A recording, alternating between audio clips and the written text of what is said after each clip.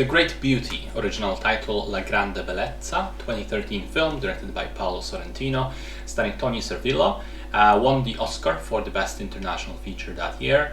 Like many other Sorrentino films, this one is a meandering, atmospheric, very Italian exploration of a world full of absurdity and oddball characters, an exploration both physical and philosophical done by the protagonist. In this case, his name is Jep, and he's a 65-year-old writer/journalist who's lived in Rome for ages and is an integral part of the so-called high life.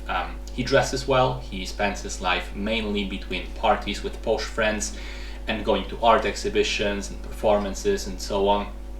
And as dull as that existence seems to be, initially it's apparent that Jep is fine with it, that he enjoys this lazy way of sort of floating through a very comfortable life. Until one day he receives news of the death of a former lover, and that kind of pushes him to try and rethink his way of life. Maybe even not rethink, but to try and consider if he doesn't want something more, if there isn't a grander pursuit for him to follow. So as I said in the beginning, the movie relies not so much on the plot, but rather on creating an atmosphere, filling it with specific characters and situations, and then letting the protagonist guide us through it. And as such, I think it works, even though it's certainly a flawed movie for me. I think its strengths lie first of all, in the criticism of modern artistry and the way the intellectual elites in Italy especially are completely out of touch. Also in Tony Servillo's performance and the way the movie is shot, with its cinematography being rather evocative and quite pretty. On the other hand though, I think some of the characters are handled in weird ways. Like there's the stripper friend subplot, which is very important to the grander story, and then I don't even know what happened to her in the end. She just sort of, it's unclear. And I also think that the film is a little too meandering and unfocused for my liking.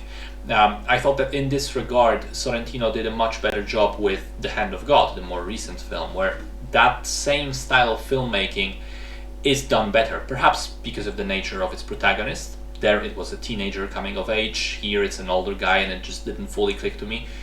Or perhaps it's just a question of experience. Sorrentino made The Hand of God much later in his life, and maybe he just knew how to make it better this time around. I would also argue that the magical realism elements, of which there are a couple, but in here mostly the sequence with the guy owning keys to Rome's most important landmarks, they sort of fell a little bit flat. I thought they didn't quite work. Again, in contrast with how it worked in The Hand of God. I felt that those elements were realized much better in that film. So I will say it's very much the kind of film where my opinion, and I think any opinion, will be highly subjective. It's not one of those clear-cut movies where you can see it's either very good or it's either very bad. I think 10 people can see this movie and have 10 different opinions on it, and for me it was decent, but not special. But perhaps that's because I've already seen the aforementioned Hand of God from the same director, and I just think that film does a similar thing better.